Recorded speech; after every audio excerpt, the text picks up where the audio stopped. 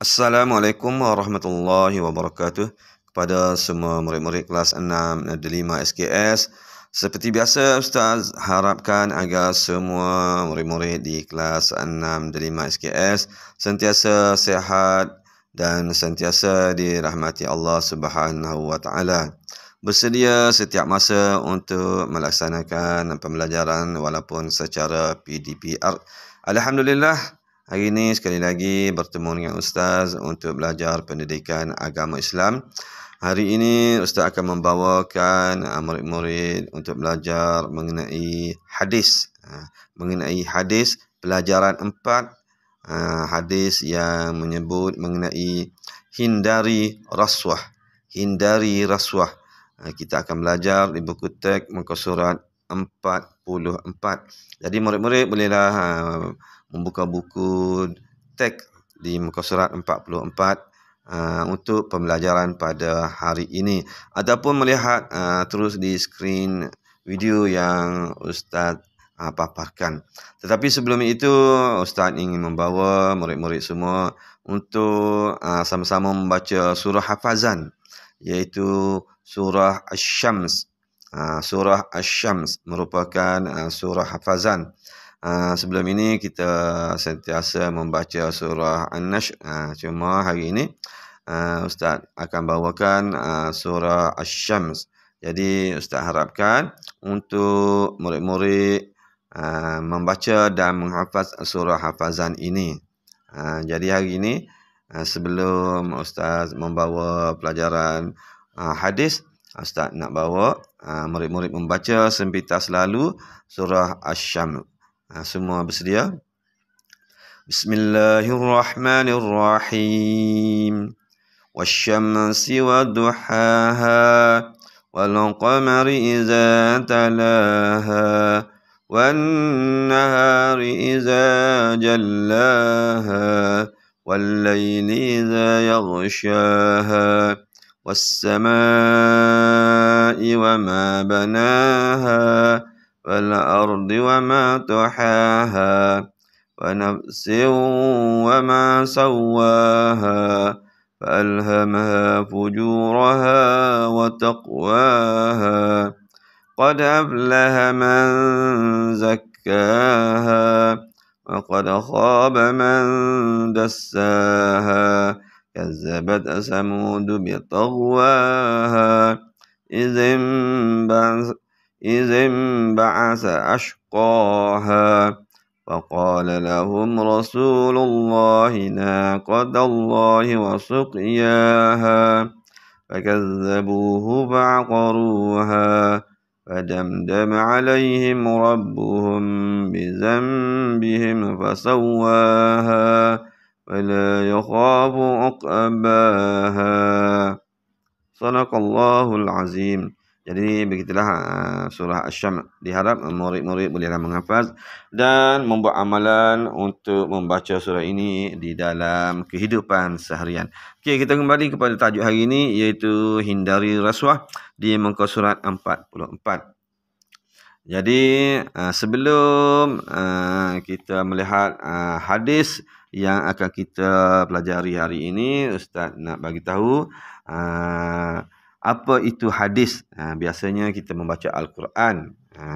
Hari ini kita belajar mengenai hadis. Hadis ini, cuba dengar elok-elok. Hadis ialah sesuatu yang dinisbahkan ataupun disandarkan. Sesuatu yang disandarkan kepada Nabi Muhammad sallallahu alaihi wasallam. Sama ada perkataan, perbuatan, perkataan ni maksudnya arahan lah. Perkataan, perbuatan ni amalan-amalan Nabi, ataupun ikrar daripada Nabi. Nabi tak kata, Nabi tak larang. Dia maksudnya ikrar. Sekali lagi, apa-apa hadis ialah apa-apa yang disandarkan ataupun dinisbahkan kepada Nabi Muhammad sallallahu alaihi wasallam, sama ada kata-kata, perbuatan atau ikrar daripada baginda Rasulullah sallallahu alaihi wasallam. Semua itu adalah hadis daripada hadis dinamakan hadis. Jadi untuk hari ini satu hadis yang berbentuk kata-kata, iaitu apa yang diucapkan oleh baginda Rasulullah sallallahu alaihi wasallam. Okey, kita baca hadisnya. An Abdillah ibn Amr qala la'ana Rasulullah sallallahu alaihi wasallam ar-rashi wal murtashi. Sekali lagi. An Abdillah ibn Amr qala la'ana Rasulullah sallallahu alaihi wasallam ar-rashi wal murtashi. Rawahu At-Tirmizi. Maksudnya, daripada Abdullah bin Amr telah berkata, Rasulullah sallallahu alaihi wasallam melaknat pemberi rasuah dan penerima rasuah. Jadi ini adalah hadis yang hasilnya daripada kata-kata Nabi. Nabi telah memberi peringatan kepada kita semua agar menghindari perkara rasuah. Kerana perbuatan rasuah ini dilaknat oleh Allah Subhanahu wa taala. Jadi kita biasa melihat ataupun mendengar berita-berita mengenai kesalahan rasuah yang sering berlaku di negara kita. Jadi kita sebagai orang Islam sewajibnya mengelakkan amalan ini. Okey, kita terus kepada intipati hadis. Jadi maksud rasuah ialah suatu pemberian yang diberikan kepada seseorang untuk membenarkan sesuatu yang salah atau membatalkan sesuatu yang benar. Itu maksud rasuah. Jadi secara mudahnya ialah rasuah ni adalah pemberian kita. Pemberian kita beri, tak kira lah sama ada duit, sama ada barangan, sama ada harta. Asalkan benda itu bernilai untuk kita membolehkan sesuatu. Sama ada kita membolehkan kita projek ke ataupun kerja ke, kemenangan ke. Jadi kita memberi agar kita boleh memperolehi yang kita kehendaki. Ataupun kita rasuah untuk kita tidak dikenakan kesalahan. Contohnya, orang yang ditangkap kerana mencuri, dia pun rasuah kepada orang yang menangkap, dia pun dibebaskan. Itu juga dinamakan rasuah. Jadi murid-murid boleh faham tu. Dan contohnya, kita lihat contohnya. Seorang pekerja yang telah menghulurkan sejumlah wang kepada majikannya supaya beliau dinaikkan pangkat dengan segera. Jadi mudahlah kita faham. Itulah bentuk rasuah. Kita bagi sesuatu imbuhan untuk kita memperolehi sesuatu perkara yang kita inginkan. Jadi murid-murid, sesuatu perkara, kalau kita mengamalkan rasuah, maka keberkatan apa yang kita peroleh itu tidak ada. Malah dilaknat oleh Allah Subhanahu wa taala. Okey, seterusnya, rasuah merupakan perbuatan yang boleh mengakibatkan dosa dan mesti kita jauhi kerana Allah dan Rasulullah sallallahu alaihi wasallam melaknat pemberi dan penerima rasuah.